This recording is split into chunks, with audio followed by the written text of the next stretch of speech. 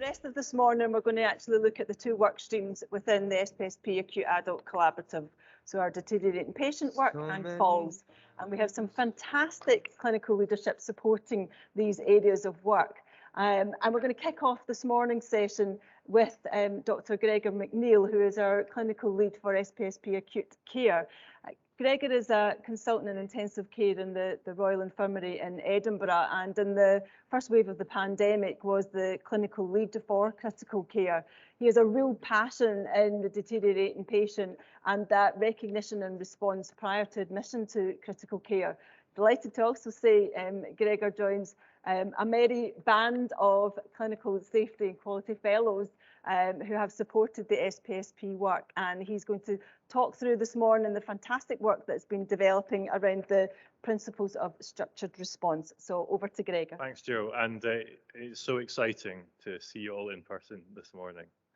Okay, so over the next 20 minutes, I'm just going to talk to you about the principles of a structured response tool that we're launching today. In the time that we've got, we're going to talk about why this is an important issue. I think many of us know why it's an important issue. We'll talk about our improvement journey so far, because we've been working on this for a number of years. We'll talk about how our principles of structured response are going to fit into your overall system for managing that deteriorating patient. Okay. So, what's the issue? Well, the weird thing about the past 2 years has been that so many of our patients have been deteriorating in one way.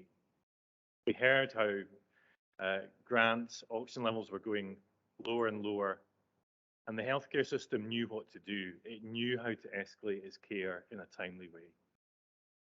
The problem is, as we come out of the pandemic, things are going to return to the myriad of different ways patients deteriorate. And we need some kind of structure to manage those patients. And as you may know, that often in healthcare, we don't have that structure. And we kind of crisis manage each deterioration episode based with the people we've got at the time. Now, many of you have worked outside Scotland, and you'll know that certain healthcare systems have certain systems to deal with that deteriorating patient. If you've worked in Australasia, you may be familiar with MET teams, or medical emergency response teams, a physician or a critical care-led team that goes to see the patient who's deteriorating, does some stuff, and keeps them safe. Again, if you've worked like me elsewhere in the UK, you will maybe be familiar with critical care outreach teams.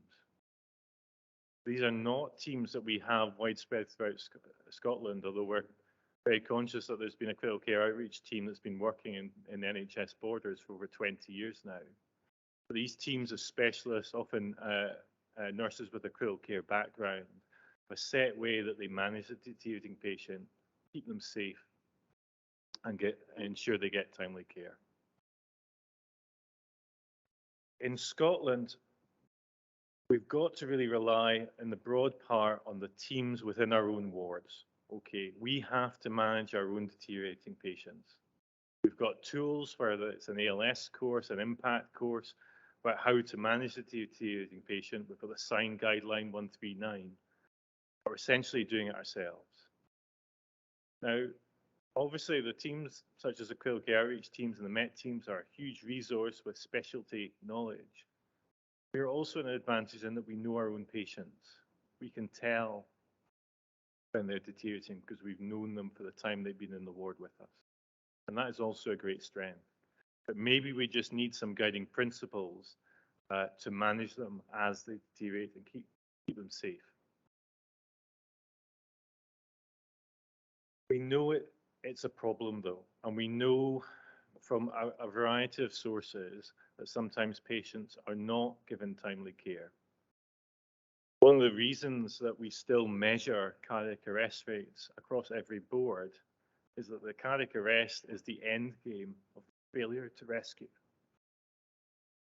And we've all got those patients in our own memory banks about patients that caught us out or that we didn't give timely care to. And ultimately, some of them will develop a cardiac arrest and die. If we look at other sources of information, such as serious adverse events analysis, often it deals with a deteriorating patient where maybe the cues were there. Maybe the healthcare assistant who was giving that patient their dinner knew that they were not the same as they'd been that last night.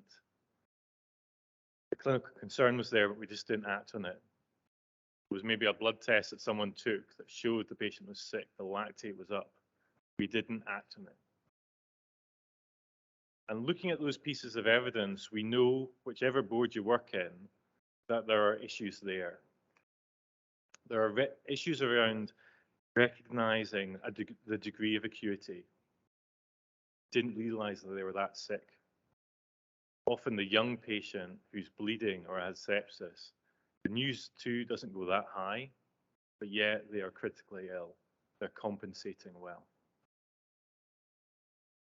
We maybe lack an effective management plan. We do some stuff, it might be even the right stuff. We give them some fluid, but because of the systems we have, we don't come back and give them enough fluid, and they deteriorate.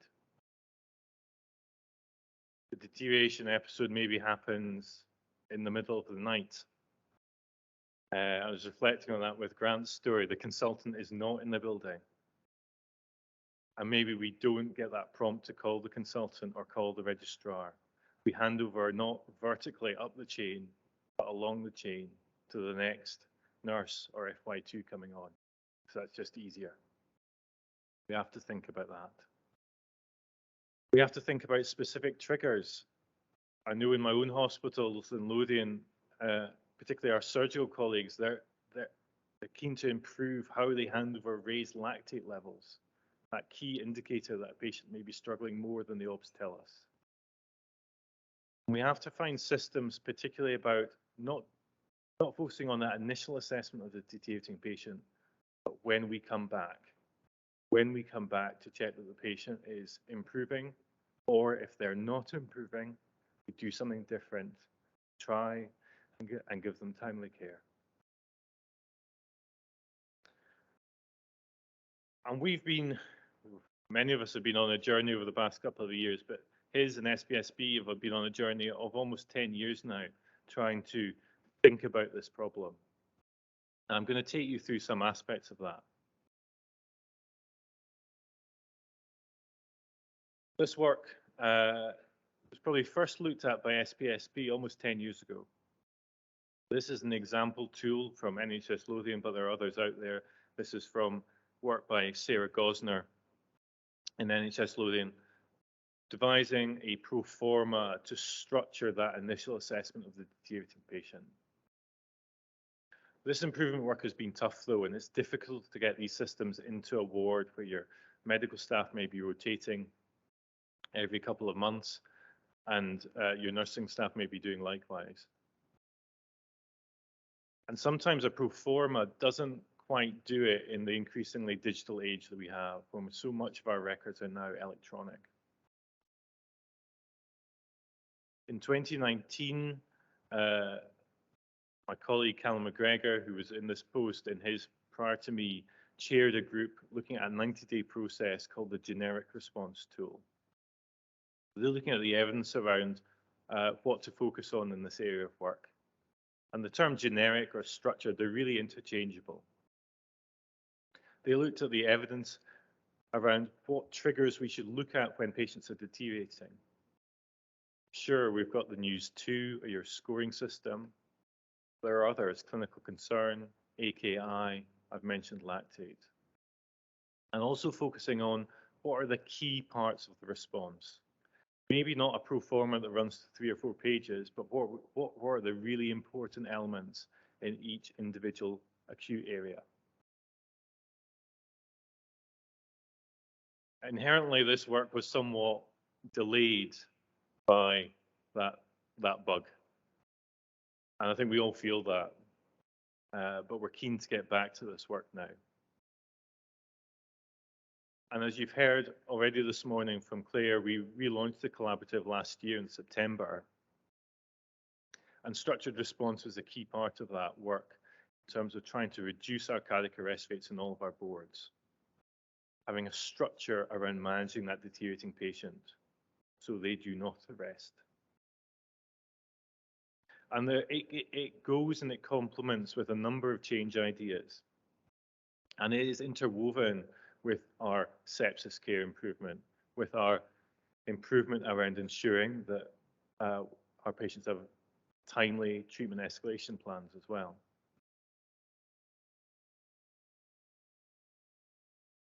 And as we came out of the launch of the collaborative, the group initially commissioned by Callum, looking at that generic response, has continued to develop the tool. In recent months, we've taken that draft document that's in your virtual pack today, and we've shared it with key people across Scotland who deal with the deteriorating patient.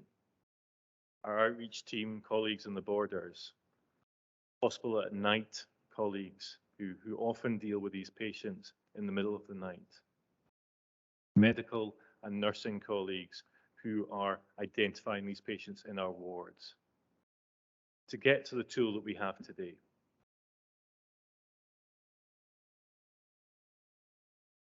This tool is not a pro forma, okay? And it is not even particularly set in stone. It's something for you to take into your own local area to sense check what you're doing, adapt, and to use as a set of principles. You may find other principles that are important for you about the way you respond in your own local area. It is meant to complement the standard response you already may have in your News 2 chart, saying how or who you call when a News 2 is at a particular level. It should also integrate into the other quality improvement projects you've been doing in your area. Many of us have been looking at anticipated care planning, treatment escalation planning. It should complement that, and the response to deterioration, as you know, is often framed by our treatment escalation plan.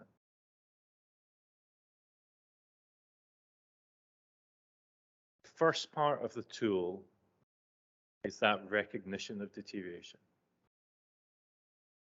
We spent a lot of the past 10 years trying to ensure that we're all using the same language in terms of our News 2 score. And that is important, and the majority of boards now use News 2. But that should not be your only focus. Clinical concern, or just concern, whether it be from healthcare assistant, nurse, relative, or the patient themselves.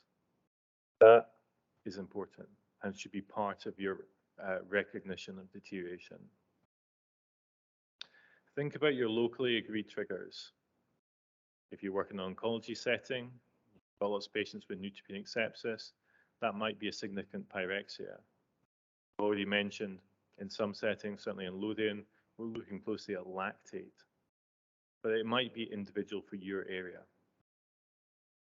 Why do we look at lactate in Lothian? Well, we've got some data here. If you look at the red bars, once your lactate goes above 4, the combined outcome of either ending up in critical care or being dead reaches that 50%. So we know it's an important marker for us. But it may not be in your setting, you may have your own, but think about what that individual local trigger is. The next thing to think about is that response and review. Many previous tools have focused on the actual way in which you examine the deteriorating patient. That is still absolutely crucial, that A to E assessment that we all get taught. But equally important are the questions you ask yourself after you've done that A to E assessment. What is the diagnosis? Now, I used to be a physician back in the day, and now I'm just an intensive care doctor. And in intensive care, we always say, you manage the physiology, don't worry so much about the diagnosis. You do need that diagnosis. You need to clock that your patient is bleeding. You need to clock that your patient has sepsis. So you need to think about that. Where you go from here, it's crucial to think about the patient's wishes. Okay, and we're going to come back to this in one of the learning sessions this afternoon. Is there a treatment escalation plan? Is there an anticipated care plan? Has a patient filled out a respect tool?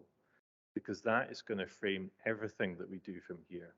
And we need to be patient-centered in our response, even if the patient is deteriorating in front of us. What key investigations do we need to do? What can we do safely at the moment? Is this the right time to take the patient for CT? Who else do I need to call?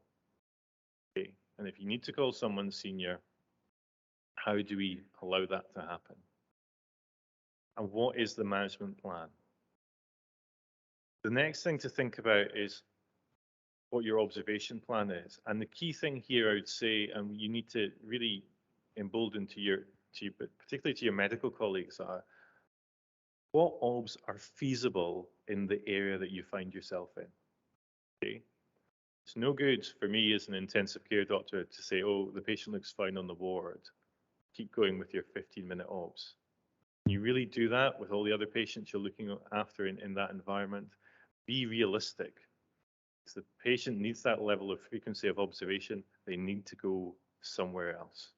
We need to call that out. Okay. When are the team going to come back and reassess? And this all drills down to your triage decision. And this was very much pushed by Gavin Simpson, one of my ICU colleagues in Fife. There is a decision to be made here. We either do some stuff with the patient at the bed space and come back and see them there, or we change our treatment goals, or we escalate them up the level here to HDU, ICU, whatever. That's the only outcome from this review. We have to focus on that. We know that the reassessment is key, though. Has the news improved? Have the triggers improved? Is there any new information now? Is the diagnosis still right? And again, going back to that triage decision.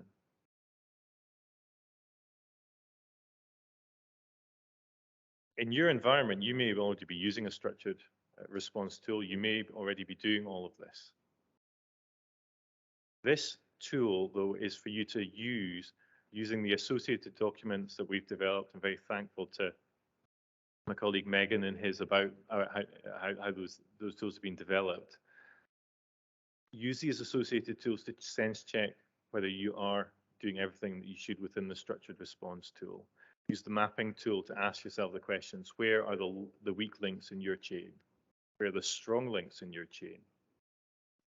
Use the tabletop simulation to sim out what you think is happening in your area, what maybe actually happens in your area, and take your quality improvement from there. Key things to think about. Have you moved to News 2? Do you have a standard response to News 2 in your area? Do you know what everyone's meant to do when each score is triggered? Are you already using some form of tool?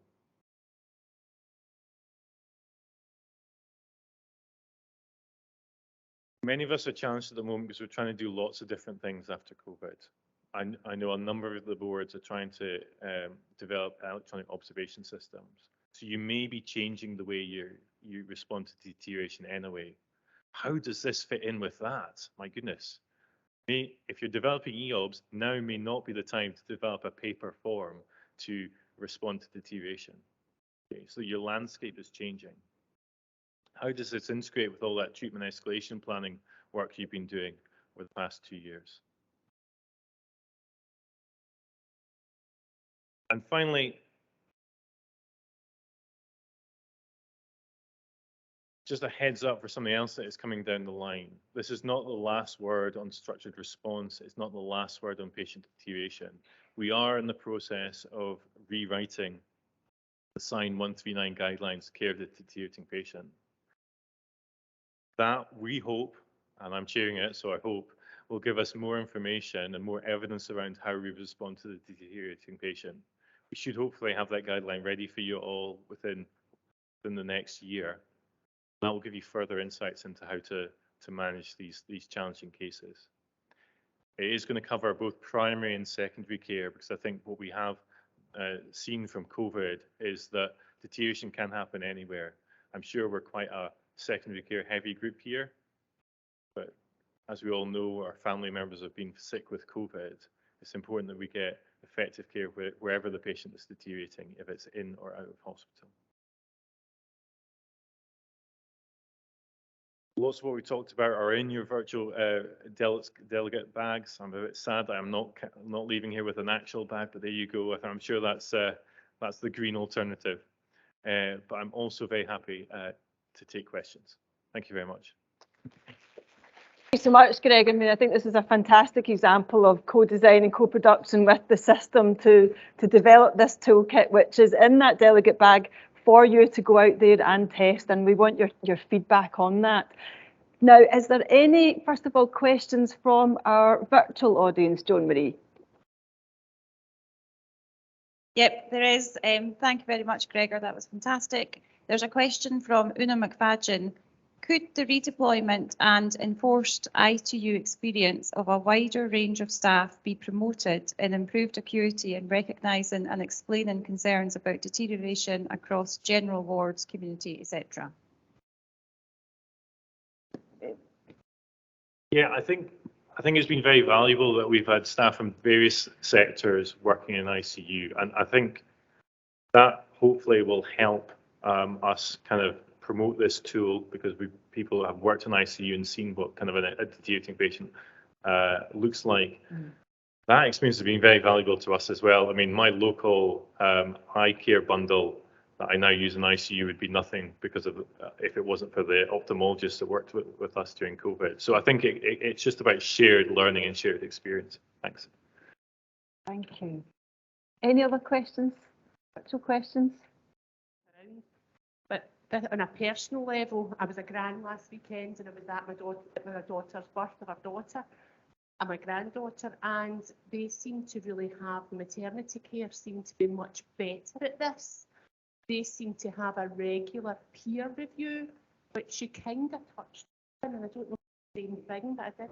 That was interesting to implement if you've got a deterioration who's maybe escalating, perhaps their lactates rising, have that actual definitive peer review.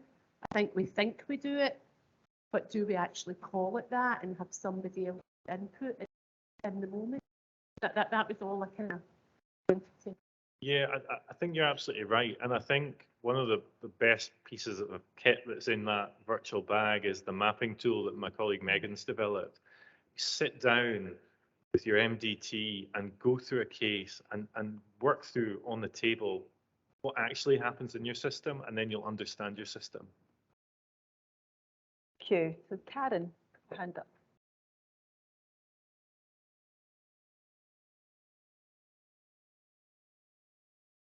Hi Gregor, my name's Karen Gowdy, I'm Chief of Nursing over at Monklands Hospital. So we have implemented patient tracking, lucky enough to work with Gavin Simpson over in Fife. We're about to move on to the next phase around alerting, and wondered, is there any opportunity to even think about designing the tile with the structured response embedded, because that way then we'd be able to collect all of that data in the background digitally throughout the site. Just wondered if it was an opportunity to do something and do some work.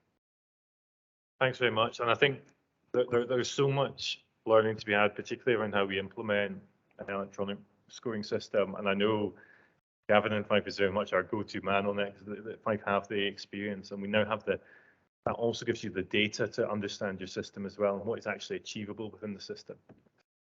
Thank you. We'll take one more question. Hi, sorry, I'm Lindsay. I'm working in oncology in the Western. Chargers there. We have serious issues with engagement with TEPs. We have tried our hardest to engage with the doctors, but they link it with a DNAR status. And they won't have a TEP in place unless they've had a conversation with relatives or family. And it's how we can sort of engage them in those TEPs, which make the deteriorating patient easier to deal with. Because in oncology, obviously, we have a lot of people who deteriorate and should be allowed to do so. How we try to get that engagement with the consultants. I completely agree with you, and I think it's a really challenging situation. I was in the taxi to the airport at the weekend, and I was hearing from the taxi driver about how his mum had been called up over the pandemic to discuss a DNAR, and the driver was very distressed about it. These are distressing conversations, but we have to ensure we're not doing harm by patients, and we have to get ahead and discuss these difficult decisions. And I think it's challenging. And hopefully a small plug again for the afternoon session, we can talk about some of the work that Tayside and Forth Valley have done about respect and the respect tool, and maybe taking that conversation further out from that acute episode. But it's a really difficult area. I'd like to thank Gregor and the team for the huge amount of work to get this work where it is, so thank you.